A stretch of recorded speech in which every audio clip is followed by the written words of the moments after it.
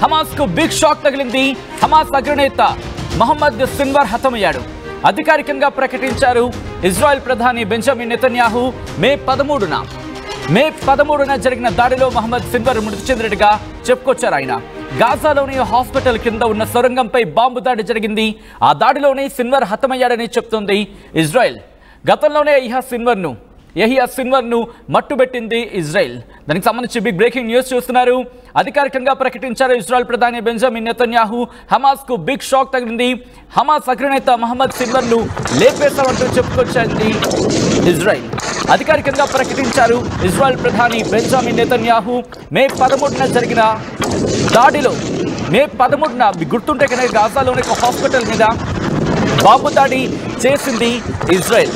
ఆ దాడిలో అక్కడ హాస్పిటల్ కి సంబంధించిన ఒక సొరంగంలో లోపల మహమ్మద్ సిన్వర్ దాక్కుని ఉన్నాడు. మహమ్మద్ సిన్వర్ అక్కడే ఉన్నాడు అంటూ కూడా తమకు సమాచారం అందింది. ఈ నేపథ్యంలోని దాడులకు దిగామంటూ ఇటు ఇజ్రాయెల్ చెప్పుకొచ్చింది.